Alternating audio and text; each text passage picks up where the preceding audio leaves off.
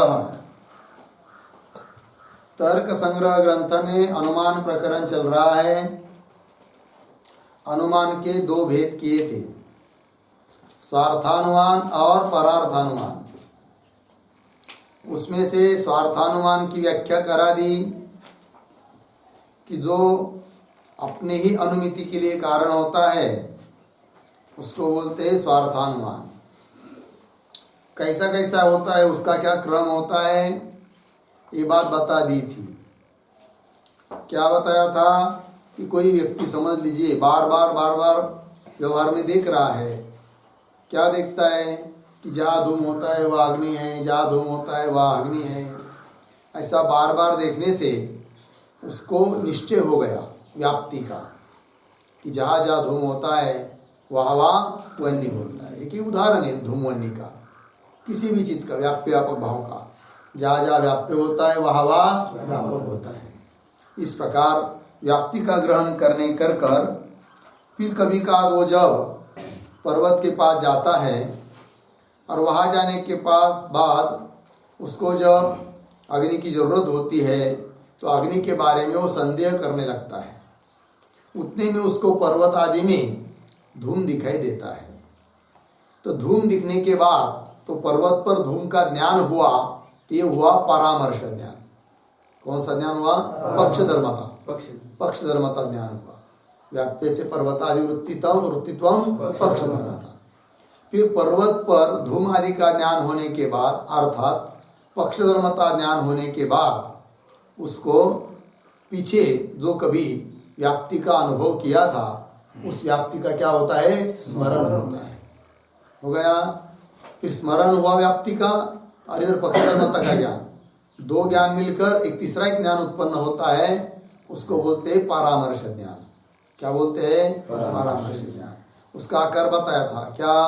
वन्य व्याप्य धूमवान अयम पर्वत, ये परामर्श ज्ञान। लिंग जो हेतु धूम उसका ये ज्ञान विशेष है, इसको परामर्श ज्ञान बोलते हैं। यही अनुमान प्रमाण है। और इसके बाद और एक ज्ञान उत्पन्न होता है, उसका आकार बताया था पर्वतो वन्यमान। तो पर्वतो वन्यमान ये ज्ञान कौन सा हुआ? फिर अनुमिति ज्ञान हुआ। और इस अनुमिति के लिए कारण कौन हुआ? परामर्श ज्ञान हुआ। उसका आकार क्या बताया? वन्य व्याप्य धूमवान अयम पर्वत। चलिए, ये हुआ स्वार्थानुमान हुआ। अब परार्थानुमान किस प्रकार का होता है उसकी चर्चा आप कर रहे हैं। देखिए मूल में, यत्तु स्वयं धूमात् अग्निम अनुमाय। हाँ बोलिए। यत्तु स्वयं धूमात् अग्निम अनुमाय पर प्रतिपत्त्यर्थम पंचावयव वाक्यम प्रयुज्यते तत्परार्थानुमानम यथा पर्वतो वन्यमान धूमवत्वात् यो यो धूमवान स वन्यमान यथा मानसम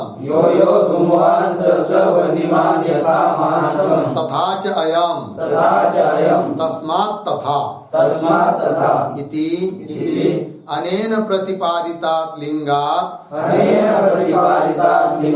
परः अपि अग्निम प्रतिपद्यते। ठीक है जी, चलिए भाई। यत्तु स्वयं धूमात् अग्निम अनुमाय। अब ये परार्थ अनुमान का लक्षण कर रहे हैं। यत्तु जो स्वयं धूमात् अग्निम अनुमाय, किसी व्यक्ति ने धूम को देखकर स्वयं अनुमिति कर ली, इसकी अग्नि की अनुमिति कर ली। लेकिन उसको ऐसा लग रहा है कि भाई हमको तो वन्य का ज्ञान हो गया, किंतु जैसे हमको वन्य का ज्ञान हुआ है वैसा ही अन्य को भी होना चाहिए, दूसरे व्यक्ति को भी होना चाहिए। इसलिए दूसरे व्यक्ति को ज्ञान कराने के लिए वो कुछ वाक्य का प्रयोग करता है। वो छोटे छोटे 5 वाक्य हैं और उन 5 वाक्यों को मिलकर एक जो बड़ा वाक्य होता है उसको यहाँ बोलेंगे महावाक्य, न्याय नहीं। और ऐसा जो महावाक्य का प्रयोग है, मतलब 5 अवयवात्मक वाक्यों का जो मिलकर प्रयोग है, इसी का नाम है क्या? परार्थ अनुमान। इसको क्या बोलेंगे? परार्थ अनुमान। देखिए वही लिखा है, यत्तु स्वयं धूमात अग्निम अनुमाय, स्वयं स्वतः धूम हेतु से अग्निम अनुमाय, अग्नि की अनुमति करके, पर प्रतिपत्त्यर्थम, पर नाम अन्य व्यक्ति, प्रतिपत्ति मतलब ज्ञान, अर्थम मतलब लिए, पर प्रतिपत्त्यर्थम दूसरे को ज्ञान होने के लिए, पंचावय वाक्यम प्रयुज्यते, 5 अवयवात्मक वाक्य का प्रयोग करता है, तर परार्थ अनुमान उस 5 प्रकार के अवयवों का जो वाक्य प्रयोग है, 5 पंचावयवात्मक वाक्य का जो प्रयोग है दूसरे को ज्ञान होने के लिए, इसी का नाम है क्या? परार्थानुमान। तत्परार्थानुमानम। उदाहरण दे रहे, यथा पर्वतो वन्यमान, ये पहला वाक्य है, एक अवयव हुआ, इसके नाम दिए हैं एक एक अलग अलग, ये प्रतिज्ञा वाक्य है, ठीक है, आगे आने वाला है मूल में। धूमवत्वात्, ये हेतु वाक्य है, यो यो धूमवान स स वन्यमान यथा मानसम, हे यह क्या है? उदाहरण वाक्य है।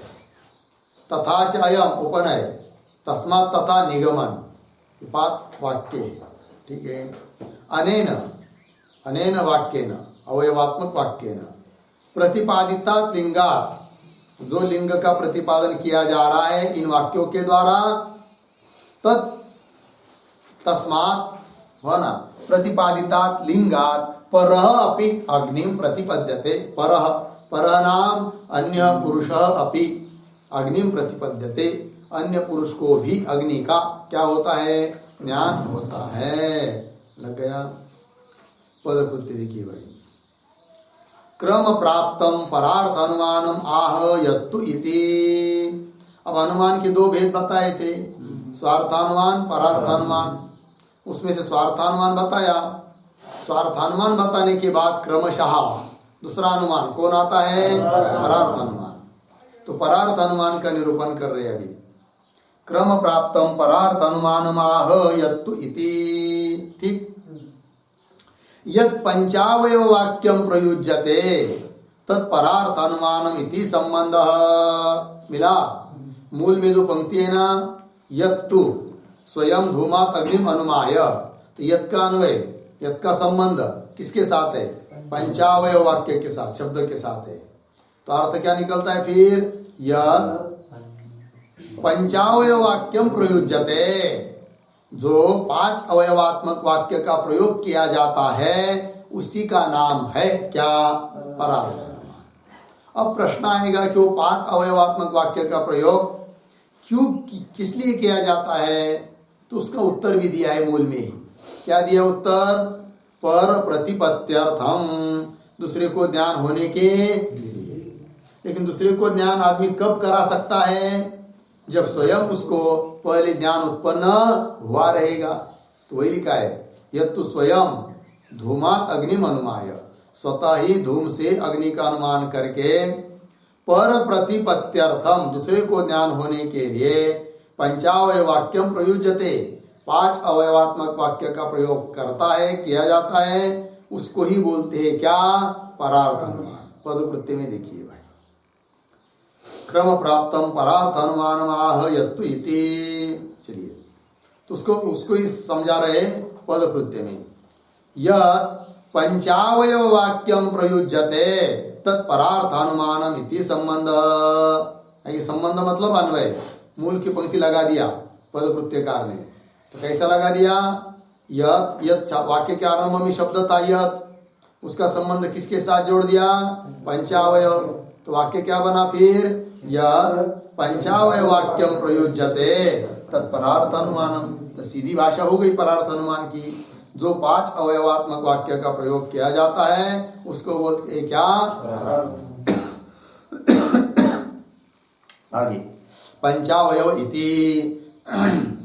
शंका कर रहे पूर्व पक्षी पदकृत्य में, अथ अवयवत्वम नाम द्रव्य समवायी कारणत्वम प्रतिज्ञादिषु तद असंभवात् कथम एते अवयवास्यु इति चेत। अथ यहाँ से लेकर इति चेत तक पूर्व पक्षी का ग्रंथ है, अर्थात शंका की है और उसका उत्तर आगे देंगे। तो शंका क्या है कि ऊपर क्या बताया था कि 5 अवयवात्मक वाक्य का जो प्रयोग किया जाता है उसको ये बोलते हैं क्या? परार्थ अनुमान। इस पर शंका कि बोल रहे भाई ये 5 अवयवात्मक वाक्य है, इन 5 वाक्य बोलो आप, इसको अवयव क्यों बोल रहे हैं? अवयव शब्द का प्रयोग इन वाक्यों के लिए करना नहीं चाहिए। कौन बोलता है? पूर्व पक्षी। बोलेंगे क्यों? तो उसका उत्तर देता है पूर्व पक्षी, अवयव किसको बोलते हैं समझ लो पहले। तो अवयव की परिभाषा कर दिया है। क्या किया है देखिए, अथ अवयवत्वम नाम द्रव्य समवायी कारणत्वम। बोलो, अवयवत्वम नाम द्रव्य समवायी कारणत्वम। हाँ, द्रव्य समवायी कारणत्वम। अर्थ क्या होता है उसका? अवयव उसको बोलते हैं जो द्रव्य का समवायी कारण हो, उसको बोलते हैं क्या? अवयव। केवल समवायी कारण का अवयव नहीं बोलेंगे। किसका समवायी कारण चाहिए? द्रव्य का समवायी कारण चाहिए, उसको क्या बोलेंगे? अवयव। उदाहरण, द्रव्य लिया घट, है कि नहीं, और उस घट के समवायी कारण कौन है? कपाल। तो कपाल क्या हुई फिर? घट के अवयव हुई, बराबर। पट, पट का समवायी कारण कौन है? तंतु। तो तंतु क्या हुए? अवयव हुए। तो अवयव मतलब क्या होता है? अवयव की परिभाषा क्या हुई? जो द्रव्य का समवायी कारण होता है उसको बोलते हैं क्या? अवयव। इतनी बात समझ में आई ना? देखिए, अवयवत्वम नाम द्रव्य समवायी कारणत्वम, लग गया। अब बताइए, यदि ऐसी अवयव की परिभाषा है, इन 5 वाक्यों को आप अवयव कैसे कर रहे हो? बताओ फिर, ये 5 वाक्यों से कौन सा द्रव्य उत्पन्न होता है? अर्थात कौन से द्रव्य के समवायी कारण ये 5 वाक्य है? किसी द्रव्य के समवायी कारण नहीं है, ये तो वाक्य है। द्रव्य के समवायी कारण हो नहीं सकते, है कि नहीं? और यदि द्रव्य के समवायी कारण नहीं हो सकते वाक्य ये, इनको अवयव कैसा कह दिया? क्योंकि अवयव किसको बोलते हैं? जो द्रव्य का समवायी कारण हो। समझ में आई बात? देखिए, अतः अवयवत्वम नाम द्रव्य समवायी कारणत्वम प्रतिज्ञादिषु तद असंभवात्, है कि नहीं? प्रतिज्ञादिषु मतलब ऊपर जो 5 वाक्य उच्चारण किए ना, उनके नाम है प्रतिज्ञा, हेतु आदि आदि। वो आने वाला है अगले पेज पर।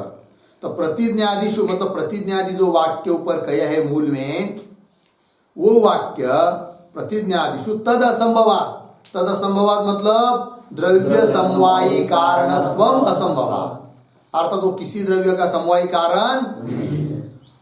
प्रतिज्ञादिषु तद असंभवात् कथम एते अवयवास्यु, ये अवयव कैसे होंगे? इति चेत्, ऐसा यदि कोई प्रश्न करता है तो उत्तर दे रहे, अनुमान वाक्यैकदेशत्वात् तु अवयवः इति उपचर्यते इति गृहाण।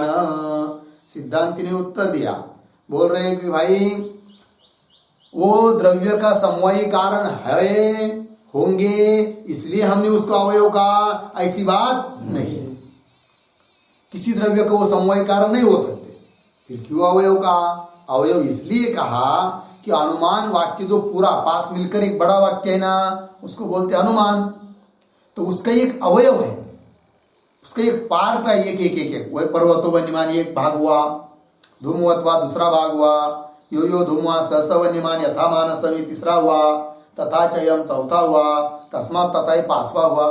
तो अनुमान जो मूल है, मुख्य पूरा वाक्य, उसका एक भाग है ना, एक टुकड़ा है ना, इस दृष्टि से हमने उन वाक्यों को कह दिया क्या? अवयव कह दिया। हमारा कहने का तात्पर्य नहीं है कि द्रव्य का समवायी कारण हो है इसलिए वो अवयव है, ऐसा कहने का हमारा उद्देश्य नहीं है। अतः अवयवत्व नाम द्रव्य समवायी कारणत्व, मिला ना पंक्ति? प्रतिज्ञादिषु तद असंभवात्, मतलब ऊपर जो प्रतिज्ञादि वाक्य है उसमें तद असंभवात्, तद असंभवात् द्रव्य समवायी कारणत्वम असंभवात्। कथम इति अवयवास्यु इति चेत्, ये प्रश्न हुआ, उत्तर दे रहे, अनुमान वाक्यैकदेशत्वात्, अनुमान वाक्य का वो एक देश, एक भाग, एक टुकड़ा, एक अंश होने के कारण उन एक एक को हमने कह दिया क्या? अवयव। अनुमान वाक्यैकदेशत्वात् तु अवयवाः इति उपचर्यते, उपचार मात्र से हम उनका प्रयोग कर रहे हैं अवयव। ऐसा उपचार मतलब गौण प्रयोग है।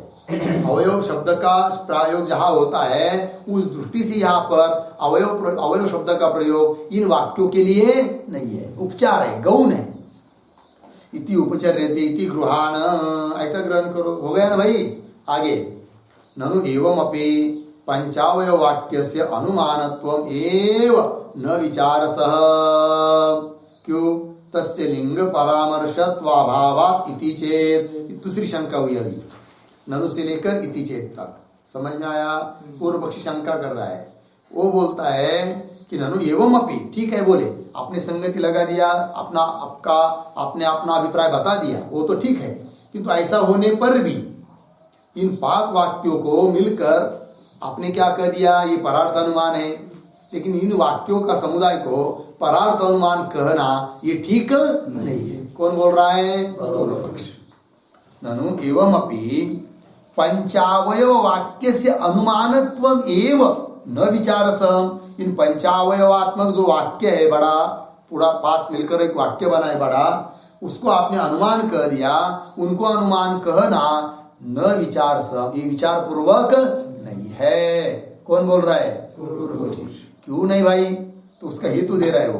तस्य पंचावयव वाक्यस्य लिंग परामर्शत्वाभावात्। क्योंकि आपने पीछे क्या कहा था? अनुमान किसको कहा था? लिंग परामर्श, अर्थात परामर्श ज्ञान, उसका अनुमान कहा था। और ये 5 अवयवात्मक वाक्य का जो समुदाय है, ये कहीं लिंग परामर्श है क्या? नहीं। लिंग परामर्श कैसा होता है? हाँ, बराबर है। व्याप्ति विशिष्ट पक्ष धर्मता ज्ञानम परामर्श। उदाहरण में वन्य व्याप्य धूमवान अयम, इस प्रकार के ज्ञान को बोलते हैं क्या? परामर्श बोलते हैं, है कि नहीं? और ये 5 अवयवात्मक वाक्य का प्रयोग मतलब क्या परामर्श हुआ क्या? नहीं। और यदि परामर्श नहीं है तो उसको आप कैसे अनुमान कर रहे हो? ये क्या हुई? शंका।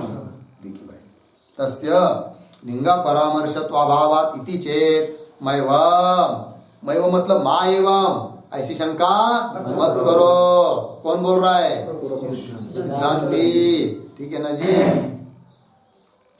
लिंग परामर्श प्रयोजक लिंग प्रतिपादकत्वेन अनुमानम इति उपचार मात्रत्वात्।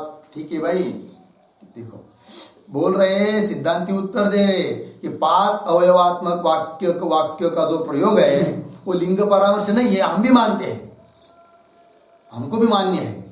फिर पुनः प्रश्न, यदि ये लिंग परामर्श नहीं है, परामर्श ज्ञान नहीं है, तो क्यों उसको अनुमान कर रहे हो फिर? तो उसका उत्तर दे रहे क्या? भले 5 अवयवात्मक वाक्य लिंग परामर्श अर्थात परामर्श ज्ञान नहीं है, किंतु परामर्श ज्ञान उत्पन्न होने के लिए कारण है कि नहीं? परामर्श ज्ञान उत्पन्न होने के लिए ये, इसलिए हमने कह दिया इन 5 अवयवात्मक वाक्यों को क्या? अपरार्थ अनुमान। समझ में आया? पंक्ति देखिए, लिंग परामर्श प्रयोजक म्हणजे लिंग परामर्श को उत्पन्न करने वाला, है कि नहीं? ये है कौन? 5 अवयवात्मक वाक्यों का प्रयोग। देखिए, लिंग परामर्श प्रयोजक लिंग प्रतिपादक, लिंग परामर्श का जो प्रयोजक है लिंग, उस लिंग प्रतिपादकत्वेन, लिंग का प्रतिपादन करने वाले वाक्य होने से अनुमानम इति उपचार मात्रा। इसलिए 5 अवयवात्मक वाक्यों को अनुमान शब्द से हमने कह दिया, ये उपचार मात्र है। लग गया जी? गौण प्रयोग है कि नहीं? मुख्य अनुमान शब्द का प्रयोग तो वही होगा, कहाँ पर? परामर्श ज्ञान में। किंतु परामर्श ज्ञान को उत्पन्न करा देने वाला जो लिंग का ज्ञान इन वाक्यों से होता है, इसलिए इन वाक्यों को हमने कह दिया क्या? ये अनुमान है। चलिए, तद उदाहरति यथा इति। अब उन 5 वाक्यों का उदाहरण रूप से स्पष्टीकरण कर रहे हैं। तो कह दिया मूल में, यथा पर्वतो वन्यमान, ये कौन सा वाक्य हुआ भाई? प्रतिज्ञा वाक्य हुआ। धूमवत्वात् ये हेतु वाक्य हुआ। यो यो धूमवान स स वन्यमान यथा मानसम, ये उदाहरण वाक्य हुआ। ठीक है जी। तथा चयम, ये उपनय वाक्य हुआ। और तस्मात् तथा इति निगमन। चलिए पदकृत्य में, तद उदाहरति यथा इति तथा च अयम। और उन 5 वाक्यों में तथा च अयम ये शब्द आया था। समझ में आया जी? मिला क्या? कहाँ मिला है? चौथा वाक्य कौन सा? मूल में तथा च अयम। इसका क्या अर्थ है भाई? तथा च अयम इस शब्द का क्या अर्थ है? उस अर्थों को स्पष्टीकरण कर रहे। देखिए तथा च अयम, अयम शब्द से लेना है भाई पक्ष। अयम पर्वत तथा है कि नहीं? यथा मानस तथा अयम पर्वत, मतलब महानस जैसा धूम वाला होने से वन्य वाला होता है, उस प्रकार यह पर्वत भी, अयम पर्वत भी क्या धूम वाला होने से जरूर होगा। कैसा? अयम च पर्वत तथा, तथा मतलब तथा शब्द का अर्थ लिख रहे वन्य व्याप्य धूमवान इत्यर्थ है कि नहीं? वन्य व्याप्य, वन्य के व्याप्ति वाला जो धूम, उस धूम वाला पर्वत है। कौन? पर्वत। तथा च मतलब यथा धूम व्याप्य, सॉरी वन्य व्याप्य धूम वाला महानस होता है, उस प्रकार यहाँ पर भी वन्य व्याप्य धूम वाला कौन है? पर्वत है। अयम पर्वत तथा वन्य व्याप्य धूमवान इत्यर्थः। ठीक है ना जी? और मूल में एक शब्द आया था तस्मात् तथा, ये आया था ना, उसका अर्थ लिख रहे भाई पदकृत्य का। तस्मात् तथा मतलब क्या? वन्य व्याप्य धूमवत्वात् वन्यमान इत्यर्थ। तस्मात् तथा, तथा मतलब वन्यमान, और तस्मात् मतलब वन्य व्याप्य धूमवत्वात् पंचमी। वन्य का व्याप्य जो धूम, वो धूम वाला पर्वत होने से, तथा तस्मात् तथा, इसलिए वो कैसा है? जैसा महानस वन्य वाला है वैसा पर्वत भी कैसा है? वन्य वाला है। तस्मात् तथा, तस्मात् शब्द का अर्थ क्या हो जाएगा? वन्य व्याप्य धूमवत्वा, और तथा शब्द का अर्थ वन्यमान। ठीक है, इत्यर्थ। आगे अनेन इति, अनेन पंचावयव वाक्येन इत्यर्थ। मूल में पद आया है भाई अनेन, मिला क्या? कहाँ मिला? अनेन प्रतिपादिता लिंगात् परमपि अग्निं प्रतिपद्यते। अनेन शब्द का क्या अर्थ होगा उसका स्पष्टीकरण कर रहे पदकृत्यकार। क्या लिख रहे? अनेन, अनेन शब्द का अर्थ लिख रहे पंचावयव वाक्येन इत्यर्थः। तो मूल में जो अनेन शब्द है उसका अर्थ क्या हुआ? पंचावयव वाक्य प्रतिपादितात लिंगात, पंचावयवात्मक वाक्य के द्वारा प्रतिपादन किया हुआ जो लिंग है, उस लिंग से पंचमी लिंगात, मूल में परहपि, परहपि परह पुरुष अपि, अन्य मनुष्य भी अग्निम प्रतिपद्यते, क्या करता है वो? अग्नि का उसको ज्ञान हो जाता है। लगा भाई परार्थ अनुमान? हाँ, तो दोनों का रीति बता दिया, स्वार्थानुमान हुआ और परार्थ अनुमान भी हुआ। हो गया ना? चलिए फिर आगे क्या है? हाँ, तो 5 अवयवात्मक वाक्य, उनका आकार क्या है ये तो बता दिया, किंतु उनके नाम तो बताइए नहीं, इसलिए उनके नाम लेकर कह रहे कि इस वाक्य को क्या बोलना, उस वाक्य को क्या बोलना, ऐसा आप स्पष्ट कर रहे हैं। प्रतिज्ञा हेतु धारण उपनय निगमनानि पंचावयवाः। प्रतिज्ञा हेतु धारण उपनय पर्वतो वन्यमानिति प्रतिज्ञा, पर्वतो वन्यमानिति प्रतिज्ञा, धूमवत्वादिति हेतु, धूमवत्वादिति हेतु, यो यो धूमवान् स वन्यमानिति उदाहरणम्, यो यो धूमवान् स वन्यमानिति उदाहरणम्, तथा च अयम् इति उपनयः, तथा च अयम् इति उपनयः, तस्मात् तथा इति निगमनम्, तस्मात् तथा इति निगमनम्। गलत बता। वो 5 अवयवात्मक वाक्य है ना, उनके एक नाम दे रहे हैं अभी। क्या नाम? प्रतिज्ञा वाक्य। पहला वाक्य कौन सा है? प्रतिज्ञा। उसके बाद उदाहरण वाक्य, ठीक है। तीसरा वाक्य उपनयन, चौथा निगमन। नहीं, क्या हुआ? गड़बड़ हुई। पहला प्रतिज्ञा, दूसरा हेतु, तीसरा उदाहरण, चौथा उपनय, निगमन, पांचवा निगमन। अब समझ में आया? पर्वतो वन्यमानि कौन सा वाक्य है? प्रतिज्ञा वाक्य है कि नहीं? धूमवत्वात् हेतु वाक्य है। और यो यो धूमवान् स वन्यमानिति उदाहरण वाक्य है। और तथा च अयम् यह उपनय वाक्य है। और तस्मात् तथा इति निगमन। समझ में आया? 5 वाक्य। चलिए अब पदकृत्य में देखेंगे। ननु पंचावय वाक्यम इत्यत्र केति पंचावयवाः। पूर्व पक्षी प्रश्न कर रहा है कि भाई आपने पीछे कह दिया कि 5 अवयवात्मक वाक्यों का जो प्रयोग होता है उसको परार्थ अनुमान बोलते हैं, किंतु वो 5 अवयवात्मक वाक्य कौन कौन है, उसके नाम क्या क्या है, स्पष्ट कर दो। दे रहे ननु पंचावय वाक्यम है कि नहीं, इत्यत्र कीति पंचावयवाः। वो 5 अवयवात्मक वाक्य कौन कौन है 5 अवयवो, तो बताओ तो। अतः तान दर्शयति, अतः तान दर्शयति, तान पंचावय वाक्यान् पंचावय वाक्यान् दर्शयति। क दर्शयति, मूल ग्रंथकार दर्शयति। मूल ग्रंथकार कुत्र दर्शयति, पदपाठे मूल पाठे दर्शयति। कया पंक्त्या दर्शयति मूल ग्रंथकार, हेतु उदाहरण उपनय निगमनानि पंचावयवाः इत्यादि वाक्यों के द्वारा। चलिए भाई, अतः तान दर्शयति प्रतिज्ञा इति। प्रतिज्ञादि अन्यतमत्वम अवयवत्वम, बोलो भाई। अवयवत्वम, अवयव की ये परिभाषा है। अवयव किसको कहते हैं, तो एक तो लक्षण है ही, कौन सा, द्रव्य समवायी कारणत्वम अवयवत्वम, है कि नहीं, वो लक्षण है ही अपनी जगह पर, किंतु ये दूसरा लक्षण है। और इसमें और उसके अंतर है।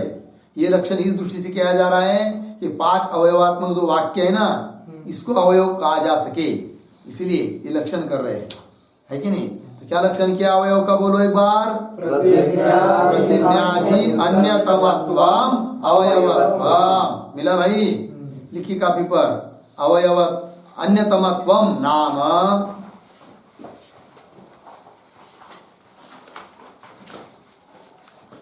अन्यतमत्वम नाम तद्भिन्न भिन्नत्वम।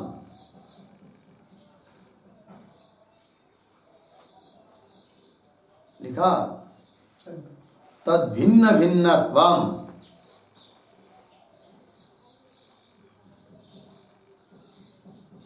क्या लिखा है ऊपर, अन्यतमत्वम, तद अन्यतमत्वम, ऐसा कीजिए। तद अन्यतमत्वम नाम तद भिन्न भिन्नत्वम। समझ में आया, देखिए, तद अन्यतमत्वम, उससे अन्यतम है, मतलब क्या, तद भिन्न भिन्न है। समझ में आया, ध्यान दीजिए, समझा देता हूं, समझ लीजिए। घट सामने रखा है, क्या रखा है, घट, और घट का लक्षण कर दिया, करना है। क्या लक्षण किया, समझ लीजिए। नहीं, घटान्यतमत्वम घटस्य लक्षणम, बोलो। घटस्य लक्षणम, बस हो गया लक्षण। बोलेंगे अर्थ क्या है, तदन्यतमत्वम का अर्थ लिख दिया। तदन्यतमत्वम नाम तद भिन्न भिन्नत्वम, घटान्यतमत्वम नाम घट भिन्न भिन्नत्वम। लक्ष्य में लक्षण जाना चाहिए, यही तो अर्थ है ना। तो देखिए, घटान्यतमत्वम नाम घट भिन्न भिन्नत्वम, बोलो क्या, घट भिन्न भिन्नत्वम। देखिए भाई, घट, घट से भिन्न यावत जगत, तद भिन्न, घट भिन्न, और उन भिन्नों से पुनः भिन्न कौन हुआ, लक्षण आया कि नहीं घट में। समझ में आया कि नहीं।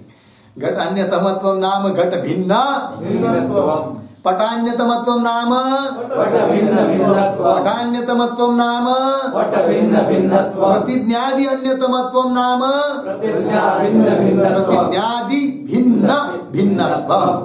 लक्षण प्रतिज्ञादि में ही आया कि नहीं, ये अवयव है फिर 5। समझ में आया। चलिए, प्रतिज्ञादि अन्यतमत्वम अवयवत्वम हो गया।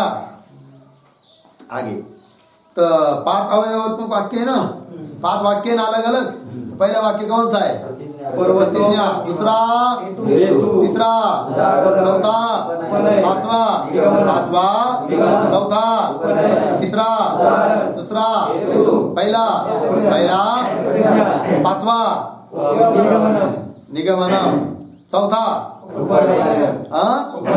उपनय। समझ में आया जी।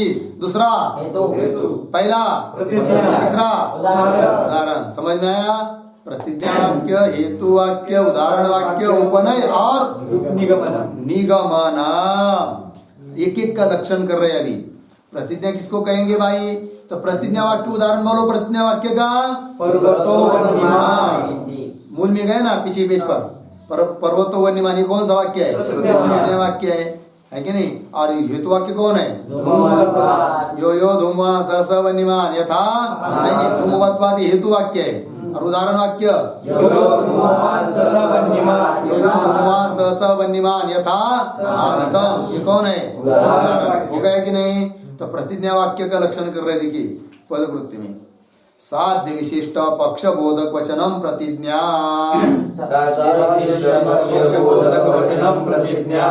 साध्य विशिष्ट, साध्य है विशेषण। जैसे ध्यान दीजिए, घटवत भूतलम, ज्ञान हुआ समझ लीजिए। यहाँ पर विशेषण कौन है? घट। और विशेष्य कौन है? भूतल। क्या घटवत भूतलम, यहाँ पर विशेषण कौन हुआ? क्यों डर लग रही है? विशेषण कौन है? घट। जो रहता है, जो भेदक है, व्यावर्तक है इतरों से, उसको क्या बोलते हैं? विशेषण बोलते हैं। तो घट वाला भूतल है, अर्थात पट वाला नहीं है। उधर वाला भूतल पट वाला है, ये घट वाला है। उससे अन्य कर दिया ना इसने, तो घट क्या हुआ फिर? विशेषण है। जो रहता है आधेय है वो विशेषण हुआ, और घट क्या हुआ?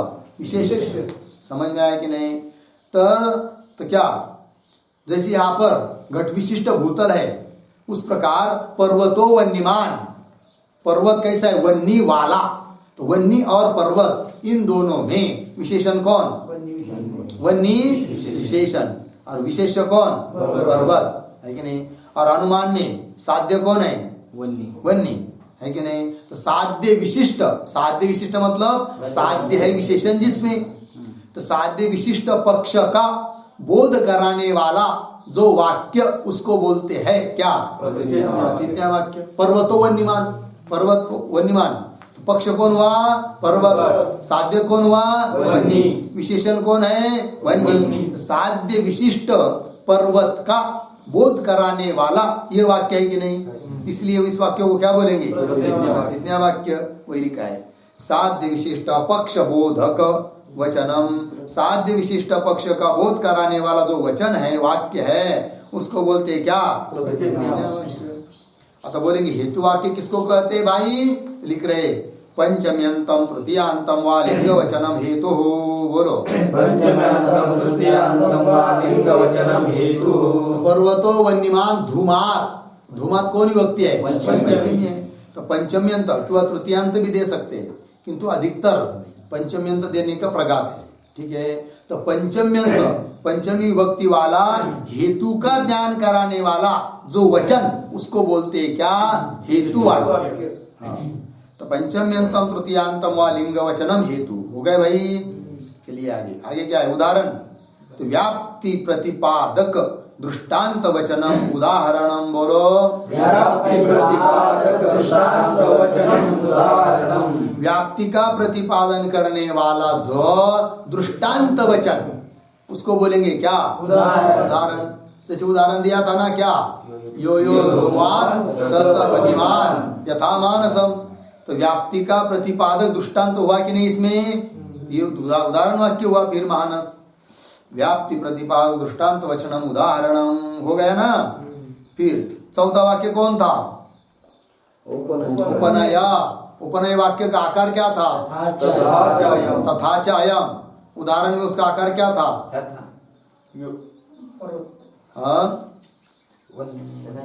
वन्य व्याप्य धूमवान अयम पर्वतः। यही था ना? पदकृति में पढ़े ना अभी अभी, पीछे के पेज पर देखिए क्या लिखा है? तथा च अयम। इसके आगे लिखा है ना पदकृति में, अयम। अयम मतलब पर्वत, तथा मतलब वन्य व्याप्य धूमवान। तो कुल मिलाकर क्या होगा फिर? वन्य व्याप्य धूमवान अयम पर्वत। वन्य व्याप्य धूमवान अयम क्या अर्थ हुआ? किस वाक्य का? उसका आकार तथा च अयम। इन शब्दों का क्या अर्थ हुआ फिर? व्याप्य धूमवान अयम पर्वतः। है कि नहीं?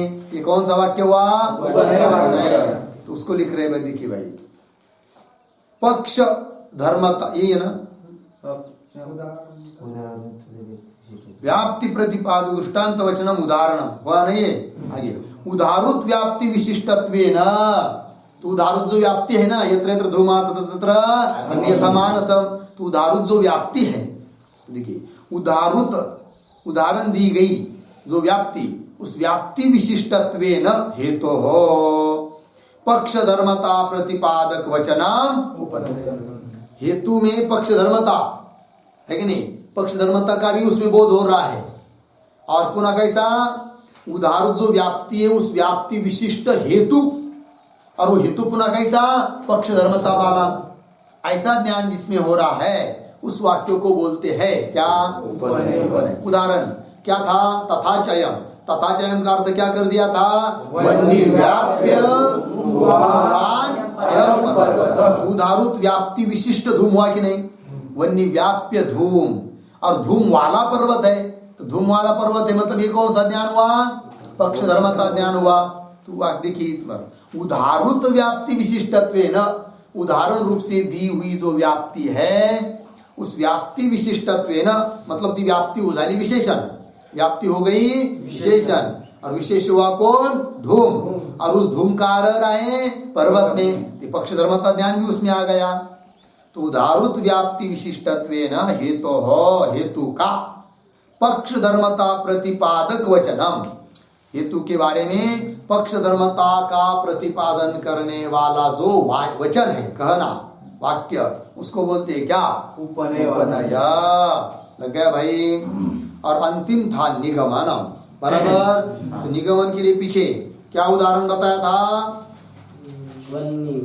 तस्मात् तथा और उसका अर्थ क्या किया था वन्य व्याप्य धूमवत्वात् पर्वत वन्यमान पर्वत वन्य वाला है ऐसा अर्थ किया था ना उसको देखिए अभी लक्षण कर रहे निगमन का निगमन किसको बोलेंगे क्या लिखा है पदकृत्य में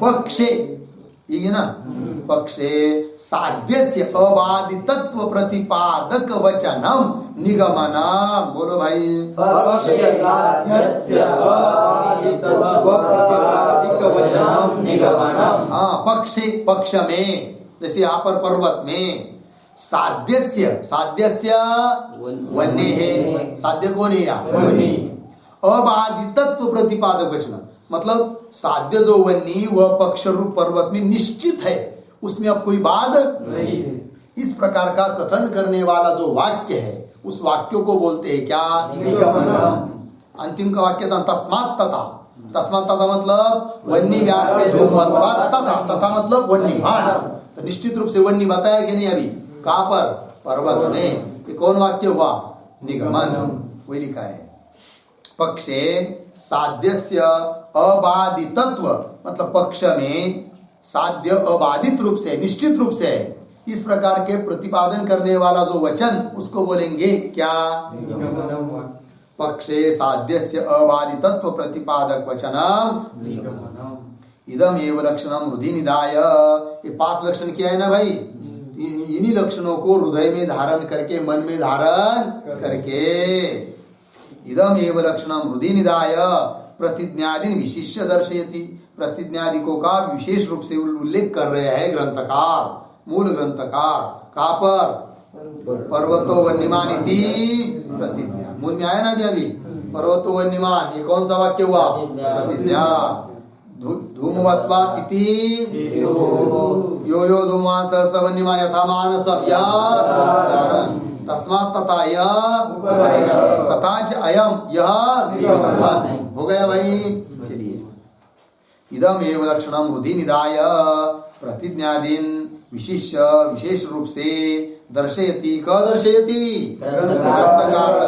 ग्रंथकार कया पंक्त्या दर्शयति पर्वत वन्यमान इत्यादि पंक्त्या मूल ग्रंथकार प्रतिज्ञादीन विशिष्य दर्शयति हो गया भाई बस हो गया नहीं पर्वत वन्यमान थी आगे क्या है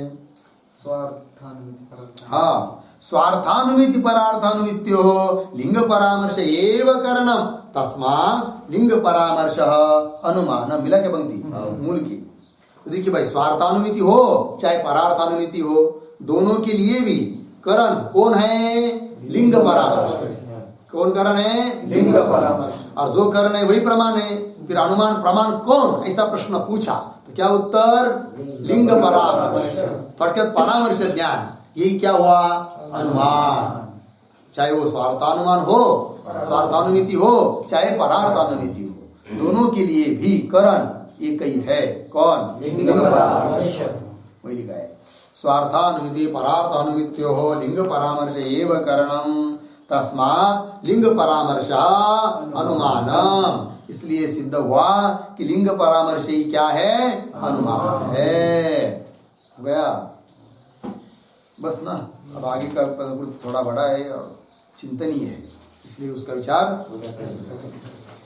ओम पूर्णमदः पूर्णमिदं पूर्णात् पूर्णमुदच्यते पूर्णस्य पूर्णमादाय पूर्णमेवावशिष्यते।